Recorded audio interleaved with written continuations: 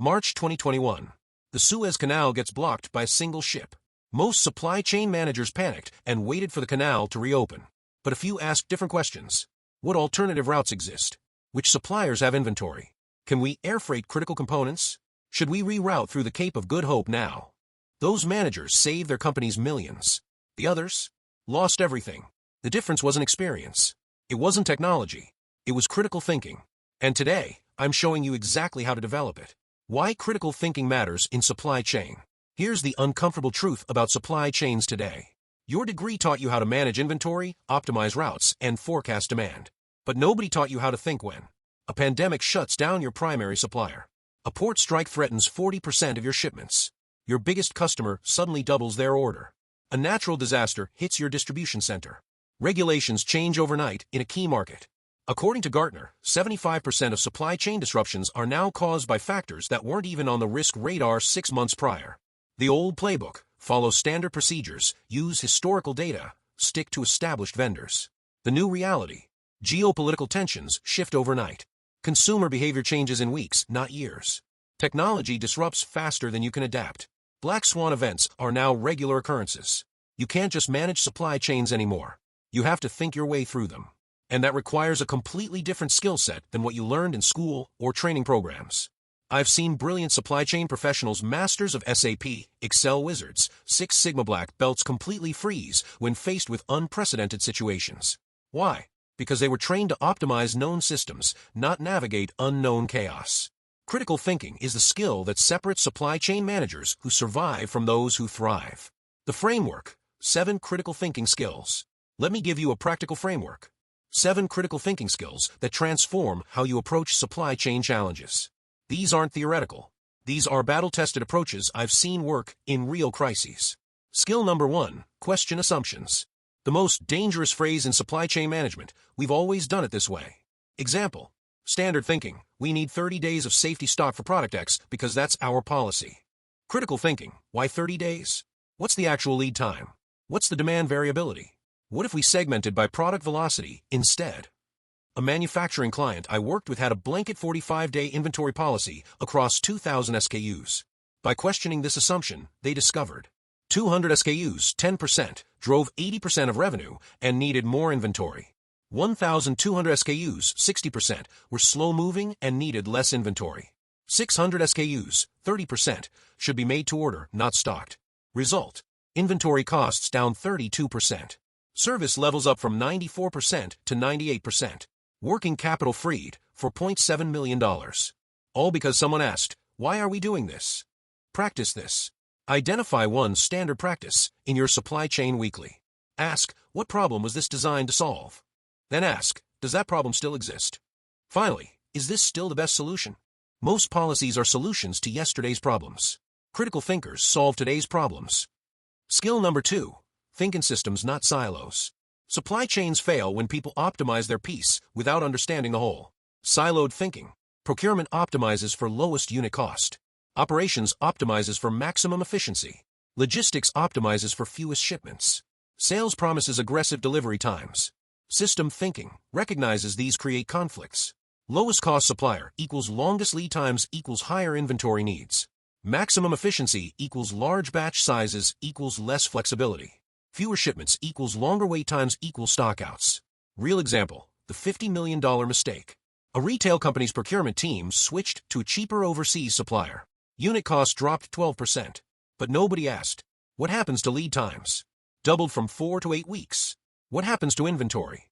Safety stock increased 85%. What happens to flexibility? Minimum order quantities tripled. What happens to logistics? Container costs surged.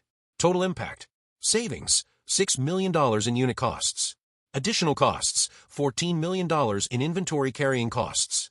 Lost revenue: $32 million from stockouts and missed promotions. Net impact: minus $40 million.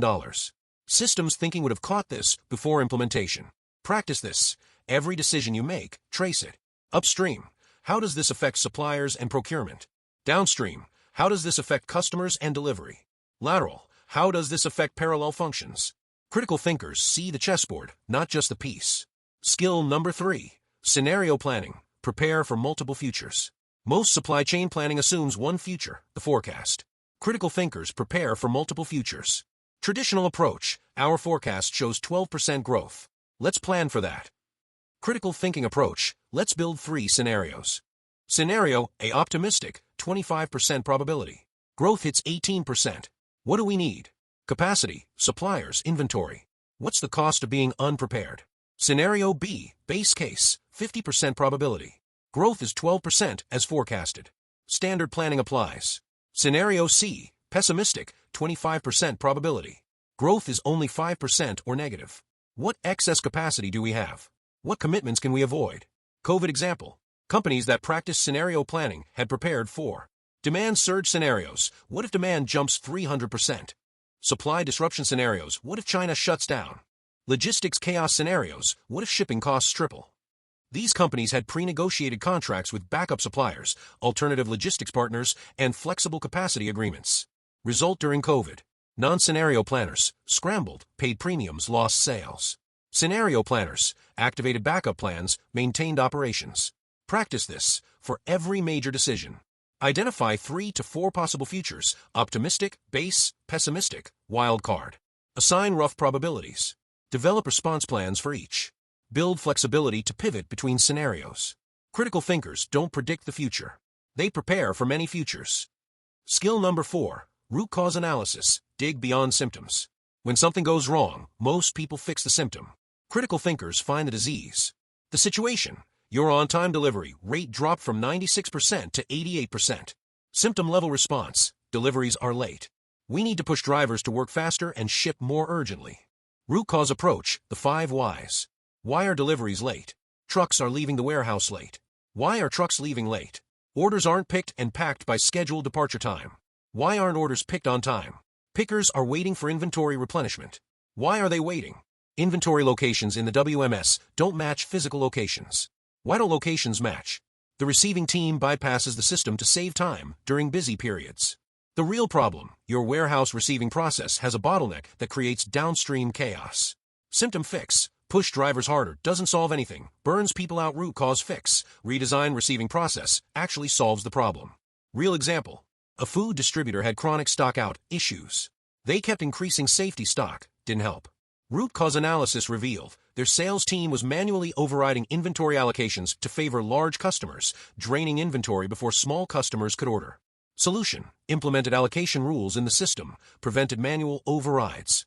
Result. Stockouts dropped 73%. Small customer satisfaction increased 41%. Practice this when problems occur. Don't accept the first explanation. Ask why at least 5 times. Look for systemic causes, not individual blame. Test your hypothesis before implementing solutions. Critical thinkers solve problems once. Others solve the same problem repeatedly. Skill number 5, data literacy. Know what numbers actually mean. You've heard it, data-driven decision-making. But bad data interpretation is worse than no data at all. The dashboard shows inventory turnover, 8x per year. Industry benchmark, 12x. We're underperforming. Critical thinker asks, what's included in this calculation? Is it just finished goods or all inventory? Does it include in-transit inventory? Is the benchmark relevant? What's the industry? Fashion equals 15x, aerospace equals 2x. What's our product mix? What's the context? Did we intentionally build inventory for an upcoming promotion? Are we in a growth phase requiring more stock? What's the trade-off? What's our service level? If it's 99.5% versus industry 94%, the trade-off might be worth it. Real example, the Amazon paradox. Amazon's inventory turnover is actually lower than many retailers, around 8x versus Walmart's 9x. Are they inefficient? No. They strategically hold more inventory to enable faster delivery, same-day/2 hour. Maintain higher service levels, 98% plus. Support marketplace sellers. The worst metric enables superior customer experience. Practice data critical thinking. Question the source. Where did this data come from?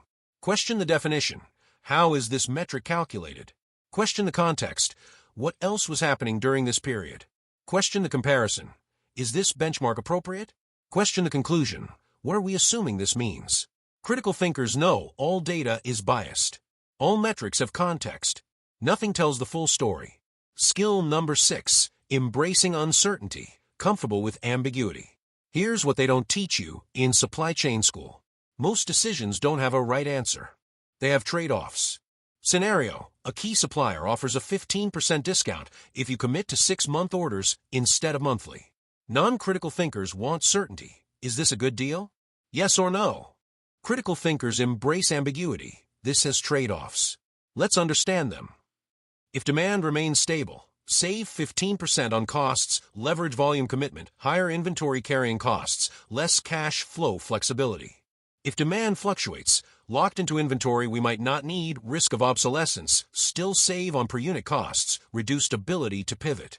If supplier has quality issues, stuck with 6 months of problematic product, no leverage to switch suppliers quickly.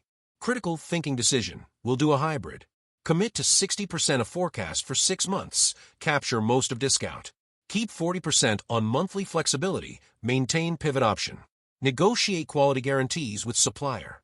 Build early exit clauses. The insight: the best supply chain leaders don't eliminate uncertainty. They manage it intelligently. Practice this. Stop seeking perfect decisions. Map trade-offs explicitly. Make decisions with incomplete information. Build and review points to adjust. Critical thinkers are comfortable saying, here's what we know, here's what we don't, here's the best move anyway. Skill number 7, learning from failure, post-mortem analysis. The best supply chain professionals I know have one thing in common. They conduct brutally honest post-mortems after every disruption. Most organizations: something goes wrong. Fix it quickly. Move on. Repeat the same mistake later. Critical thinking organizations: something goes wrong. Fix it. Pause and analyze why it happened. Systematically prevent it from happening again. Post-mortem template. 1. What happened? Facts only, no blame. 2. What was the impact? Financial, customer, operational. 3. What was the root cause? Use 5 whys. 4. What were the warning signs we missed? 5. What will we do differently? Specific, actionable changes. 6. How will we know it's working? Metrics to track. Example: major product launch failure. A consumer electronics company launched a new product. Ran out of stock in 2 weeks due to unexpected demand surge. Week post-mortem: demand was higher than expected. Critical thinking post-mortem. Pre-launch social media buzz was 3x higher than forecasted. We had the data but didn't integrate it into forecast. No escalation process existed for unusual signals. Marketing and supply chain didn't communicate. Actions: created social listening dashboard integrated with demand planning. Established weekly pre-launch cross-functional meetings. Built demand surge protocols with backup production capacity. Next launch: perfectly stocked, no stockouts. The critical insight: failures aren't failures if you learn from them. They're only failures if you repeat them. Practice this after every supply chain issue, big or small. Schedule a 30-minute post-mortem within 48 hours. Invite everyone involved, no blame, just learning. Document findings and actions. Review in 30 days to ensure changes stuck. Critical thinkers build organizational memory. Others repeat history. Conclusion: here's what I want you to remember. Supply chain management is no longer about mastering tools and techniques. The old game: master SAP, understand logistics math, follow best practices, optimize known systems. The new game: navigate uncertainty, challenge assumptions, think systemically, learn continuously, make decisions with incomplete information. The 7 critical thinking skills. Question assumptions: why do we do this? Think in systems: how does this affect everything else? Scenario plan: what if I'm wrong? Root cause analysis: what's really causing this? Data literacy: what do these numbers actually mean? Embrace uncertainty: I can decide without perfect information. Learn from failure: what will we do differently? The supply chains that win in the next decade won't be the ones with the best technology. They'll be the ones with the best thinking. And thinking is a skill. It can be learned. It can be practiced. It can be mastered. Start today. If this resonated with you, do 2 things. First, subscribe. I break down supply chain strategy, leadership, and competitive advantage weekly. Second, comment below. Which of the 7 skills do you need to develop most? Where are your blind spots? I read every comment and often create follow-up content based on what you're struggling with. I've also linked some resources in the description. Check them out. Thanks for investing in your thinking. It's the highest ROI move you can make. See you in the next one.